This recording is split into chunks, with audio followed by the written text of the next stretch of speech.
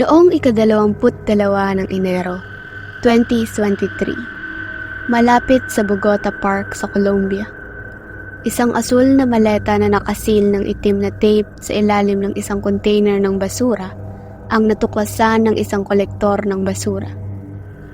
Sa loob ng maleta, natuklasan ang katawan ng isang babae.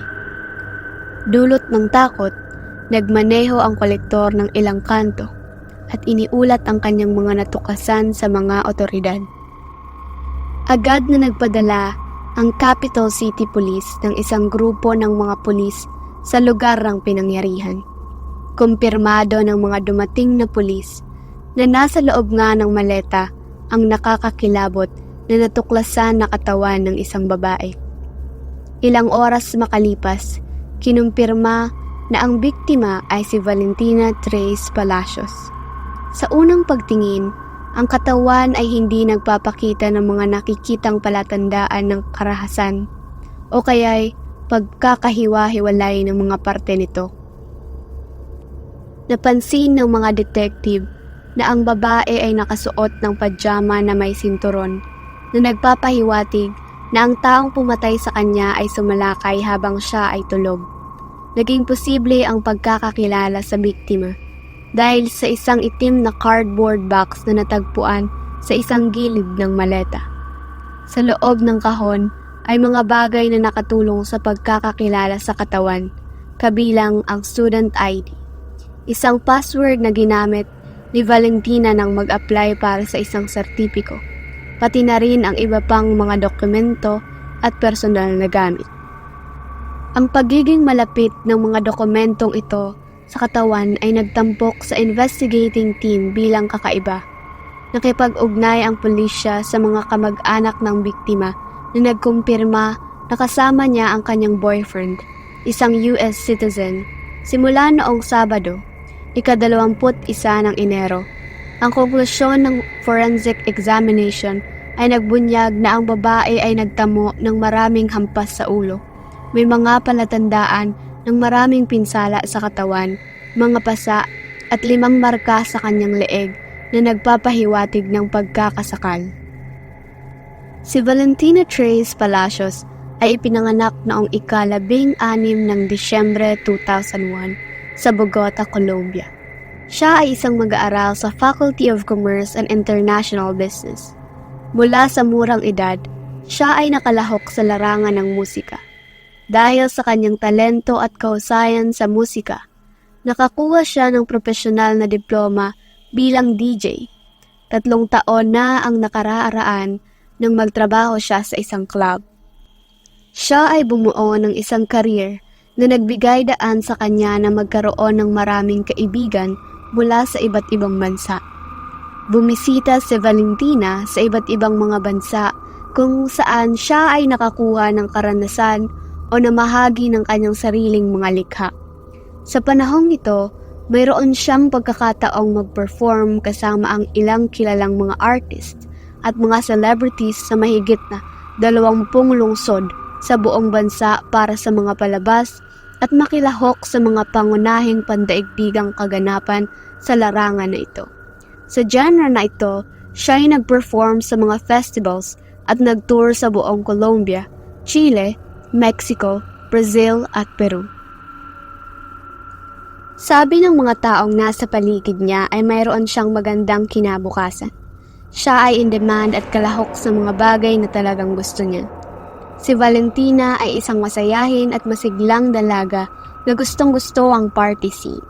Aktibo niyang pinanatili ang kanyang presensya sa social media, kung saan ibinabahagi niya ang kanyang mga stage performances at nagbibigay ng mga update sa kanyang mga followers ukol sa kanyang pang-araw-araw na buhay.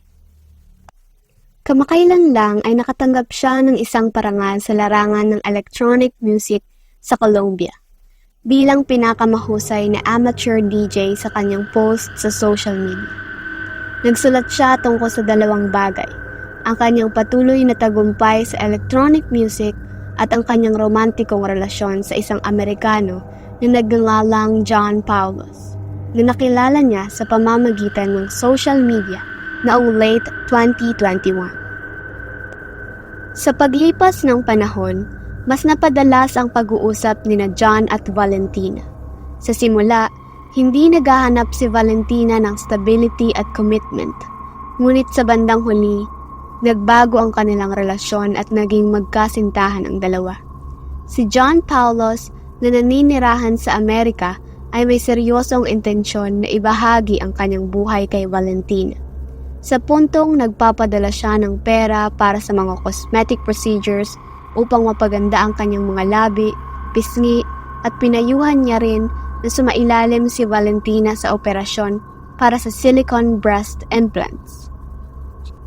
Lubos niyang binago ang anyo ni Valentina sa loob ng ilang buwan at ginawa siyang center of attention kahit saan siya magpunta. Sinimulan padalhan ni John palagi ng pera si Valentina at sa madaling panahon, nagkaroon siya ng ideya na pakasalan siya.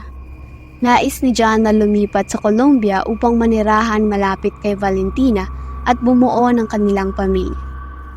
Gayunpaman, may mga pag-aalinlangan si Valentina tungkol dito dahil sobrang seloso si John sa puntong kumuha siya ng isang pribadong detective upang bantayan ang lahat ng kanyang mga kakilala at kilos.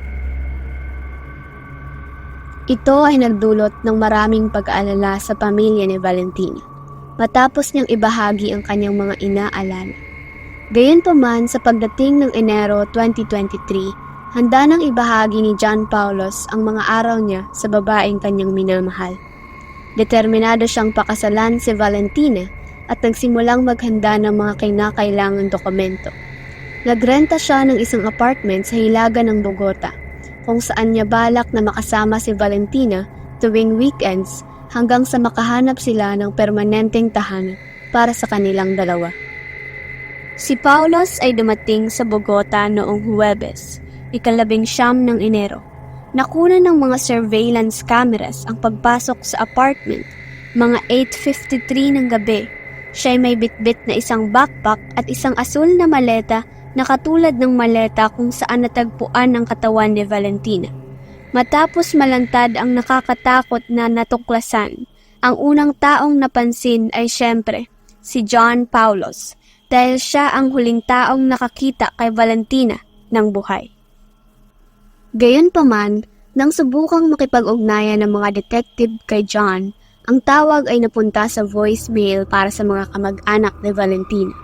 Mukhang mabuting tao si Paulos, napakakalmado at mabait. Siya ay mukhang hindi agresibo at ang kanyang intensyon na pakasalan ang dalaga ay parang taos-puso. Sa simula, hindi sila makapaniwala na siya ay sangkot sa karumal-dumal na krimen. Ngunit ang kanilang pag-aalinlangan ay nabura nang magpunta ang mga investigador sa apartment ng kanyang inuupahan.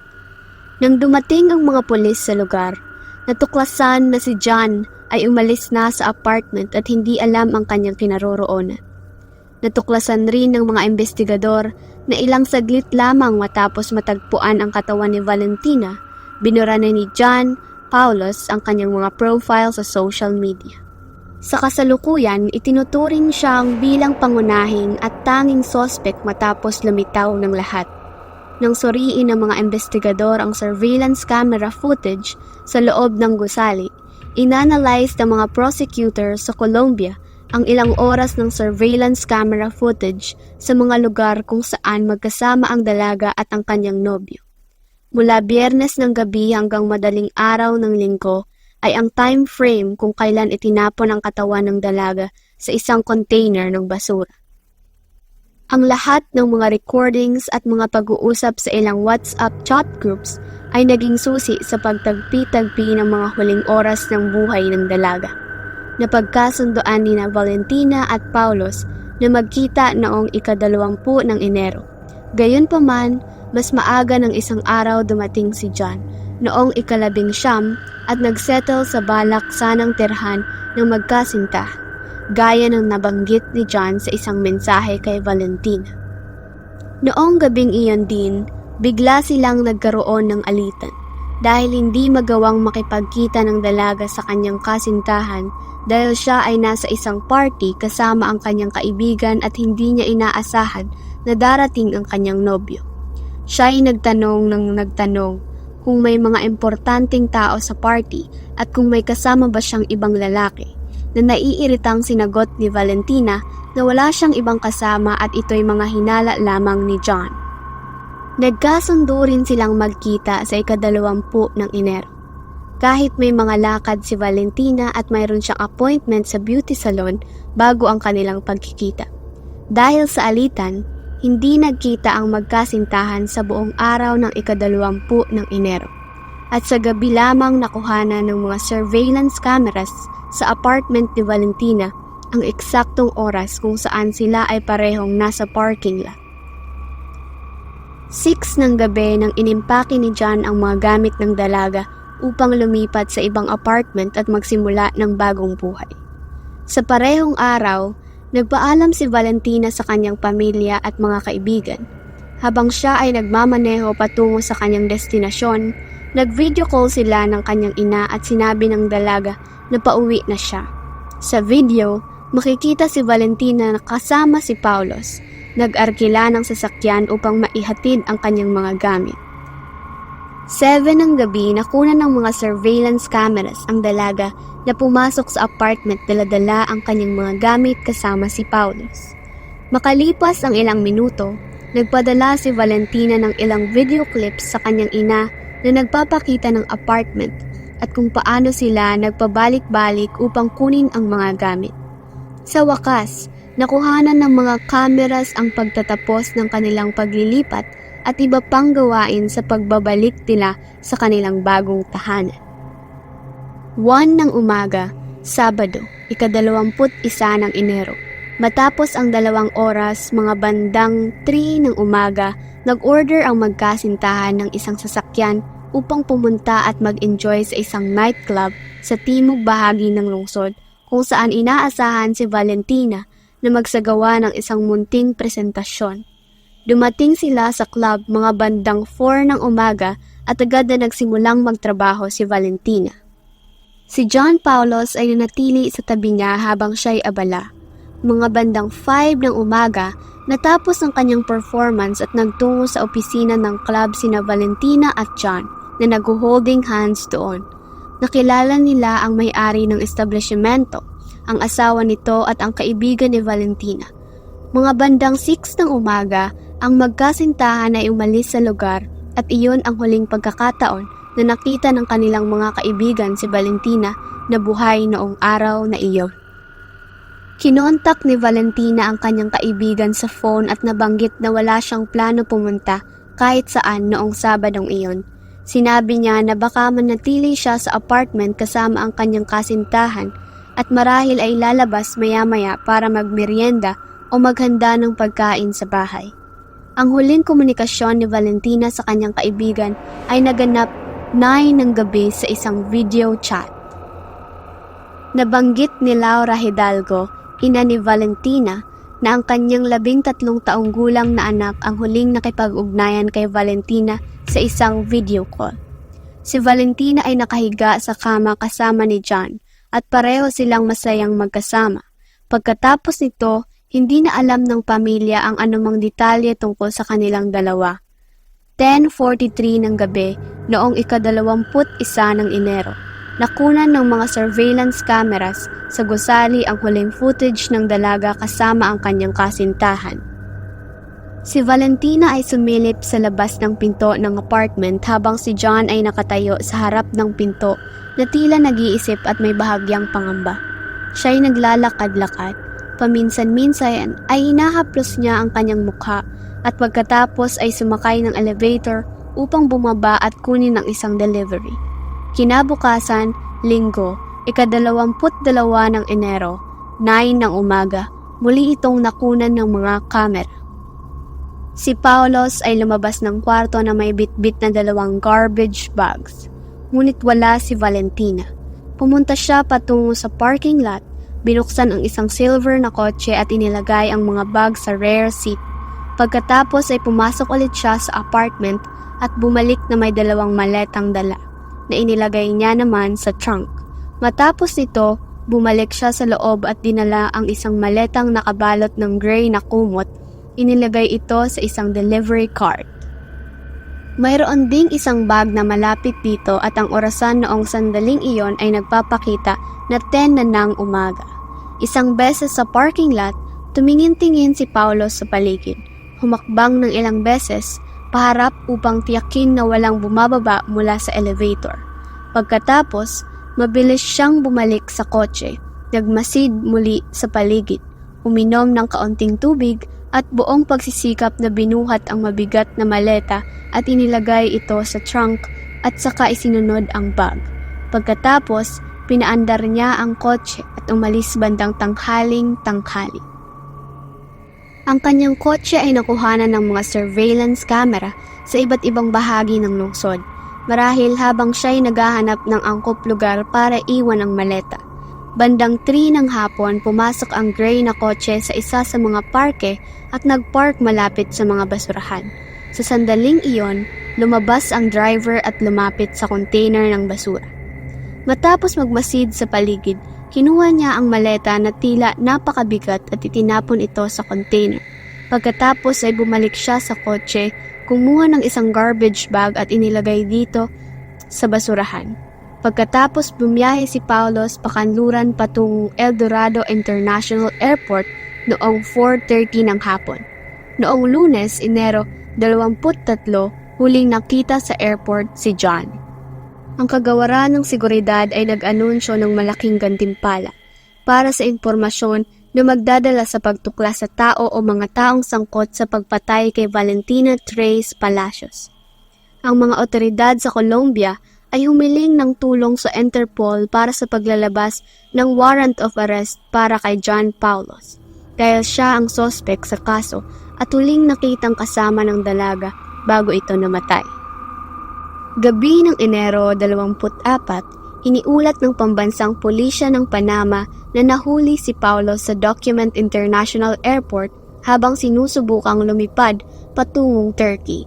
Halos agarang nagsimula ang mga otoridad ng Colombia sa proseso ng pagpapabalik sa kanya sa bansa upang makuha ang mga sagot mula sa kanya tungkol sa kamatayan ni Valentina. Sa proseso ng investigasyon, higit 14 na mga espesyalista ng mga eksperto ang tumulong sa Criminal Investigation and Intelligence. Higit sa 300 oras ng video footage ang natagpuan sa panahon ng paghahanap at pag-analyze na resulta ng metodikong trabaho na isinagawa sa koordinasyon sa tanggapan ng pangkalahatang abogado ng bansa. Matapos ang pag-aresto kay Paulos, lumitaw ang isa pang mahalagang impormasyon sa kaso, isang mobile phone na pag-aari ni Valentina na natagpuan malapit sa El Dorado International Airport ng isa sa mga empleyado ng security company. Natagpuan niya ito sa damuhan sa isang gasolinahan. Ang phone ay walang SIM card, kaya't kinuha ng lalaki ang aparato para sana'y ibenta ito. Ilang oras pagkatapos nito, tinawagan ng misis ng gwardya ang kanyang mister at ipinaalam sa kanya na ang larawan ng babae na lumabas sa screen ng phone ay pareho ng dalagang nakita niya kamakailan lamang sa social media. Ang dalagang ito ay natagpuang patay sa isang container ng basura. Sa oras na iyon, ang phone ay binibenta at na-format na nagresulta sa pagkawala ng mahalagang impormasyon na makatutulong sana sa kaso. Matapos nito, nagbigay ng testimonya ang driver ng sasakyan na inupahan ng magkasintahan upang pumunta sa isang nightclub. Iniulat niya na bago sumakay si Paulo sa kotse, nagtagal muna ito manatili sa labas habang si Valentina ay nauna nang sumakay at umupo sa kotse. Binanggit niyang may maling na send si Valentina. Nagtatakang napatingin ang driver sa dalaga at binasa ang mensahe nito sa kanyang phone. Nakita niya na ang dalaga ay nagpadala ng mensahe sa customer support service sa wikang Espanyol. Tulong, nanganganib ako. Tumingin ang driver sa dalaga at tinanong kung ayos lang ba ang lahat. Ngunit hindi siya makasagot dahil ng sandaling iyon ay sumakay na ang nobyo ng dalaga sa kotse at tinanong ang dalaga kung ayos lang ba ito. Sumagot naman ang dalaga ng oo. Nang umandar ang sasakyan, nagsimulang mag-usap sina John at Valentina sa wikang Ingles at tinanong ni John ang driver kung marunong siyang mag-Ingles na inamin naman ng driver na siya'y marunong. sa kanyang pag-amin na nahimik si Paulo. Nagsimulang magpadala ng mga mensahe si John kay Valentina sa WhatsApp mga bandang 4 a.m. Ibinaba ng driver ang magkasintahan sa nightclub at nawala sa isip niya ang insidente. Gayunpaman, matapos ang ilang araw, nabalitaan niyang pinatay ang dalaga. Nagpunta sa opisina ng prosecutor sa Bogota ang kaibigan ni Valentina na nakatira sa Carcha para ibigay ang kanyang computer dahil naiwan ni Valentina ang kanyang WhatsApp na bukas sa computer. At ang mga chats ay maaaring magbigay ng mga clue kung ano ang nangyari. Isang ebidensya na natuklasan ay nakita ng kaibigan ng isang maleta sa chat ni Valentina. Nakalaunang natuklasan na ito rin ang parehong maleta kung saan natuklasan ang katawan ng dalaga. Iniulat din ng kaibigan na nakita niyang dala ni Paulos ang parehong maleta nang magpadala siya kay Valentina ng ilang selfie kasama ang mga bagahe. Pagdating sa Bogota, walang makapaliwanag kung bakit iniwan ni Valentina ang kanyang WhatsApp na bukas sa computer. Subalit, ang katotohanan ay ang lahat ng mga mensahe na ito ay nakatulong sa pulisya na maunawaan kung ano ang nangyari noong araw na pinatay si Valentina. Ang forensic examination ay nagbunyag na ang sanhi ng kamatayan ni Valentina Trace Palacios ay mechanical asphyxia at may mga tanda ng karahasan sa kanyang katawan bago siya namatay. Ayon sa forensic report, si Valentina ay namatay habang natutulog. Isang konklusyon ang nakamtan ng mga investigador dahil sa suot ng dalaga na pantulog. Ang lahat ng nabanggit na ebidensya ay walang pasubaling nagtuturo kay John Paulos. Sa paglalahad ng mga parusa, hindi inamin ng sospek na may kinalaman sa pagpatay sa dalaga. Sa halip, iginiit niyang nagkaroon ng paglabag sa kanyang karapatan nang siya'y arestuhin sa Panama dahil hindi siya pinahintulutang makausap ang kanyang abogado. Ang pagdinig ay tumagal ng mahigit 5 oras at kinakailangan ni Paulos ng tulong ng isang tagasalin dahil sa limitadong kaalaman sa wikang Espanyol. Si John Nelson Paulos ipinanganak noong Mayo 11, 1987 sa Wisconsin, USA, ay dating kasal at may 3 anak. Mayroon din siyang hatol para sa karahasan laban sa mga kababaihan, kabilang na ang isang restraining order na hiling ng dati niyang asawa. Isang babae na pinadalhan din ng pera ni John Paulos ay nagsabi na aktibo itong gumamit ng mga adult content website. Binanggit niya na naglalaan siya ng mga 5 hanggang 6 na oras kada araw sa mga ganitong site at inilarawan siya bilang isang taong madalas mag-imbento ng kakaibang kwento. Nagre-resulta sa pagbabago nito mula sa pagiging isang normal na tao tungo sa isang kakaibang individual.